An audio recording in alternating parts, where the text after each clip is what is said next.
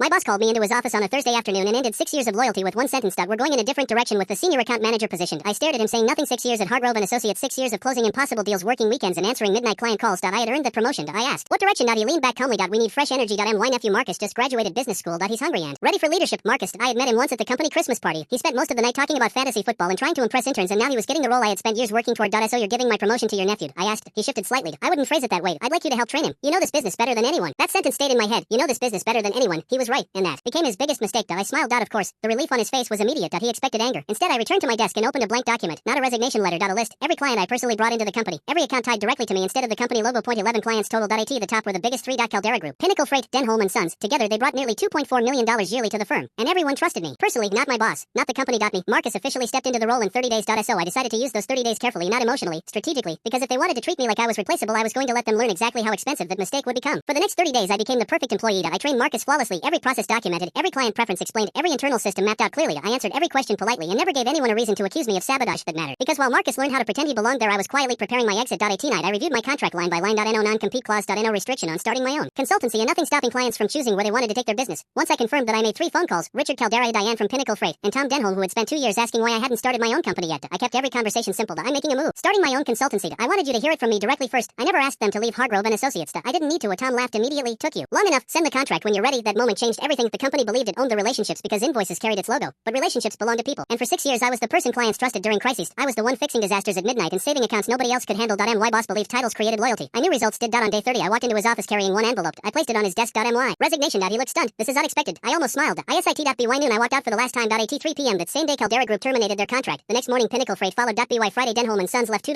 Former boss called that evening. For the first time in years, he sounded nervous. You took our clients. Those were the first words my former boss said when I answered the phone. No greeting. Just panicked. I stayed calm. They made their own decisions. I replied, you can't do this. There's nothing in my contract preventing me from starting my own business. I said, I checked before making a single call. Silence. Then he said the sentence that destroyed whatever loyalty I still had left. We made you who you are. I thought about 6 years of weekend flights, midnight emergencies, and deals nobody else could close. I thought about sacrificing sleep and personal time while the company kept growing. No, they didn't make me. I made myself. You reminded me it was time to prove it. I told him before hanging up. Marcus lasted 4 months in the role. 2 more major clients requested reassignment after realizing he couldn't handle the pressure. Another client left completely. Meanwhile, my consultancy grew faster than expected. At first, it was just the original 3 clients. Then referrals spread. 1 client became 5.5, became 12. And only 3 of them came from Hargrove and Associates. The other 9 found me because good work travels faster than office politics. 6 months later, my former boss emailed me again. This time there was no arrogance. He offered me everything I originally wanted: senior partner, equity, a full authority. I read the email twice, closed it, and went back to work. Today my office has my name on the door. Nobody's nephew gets handed anything I built. Not anymore.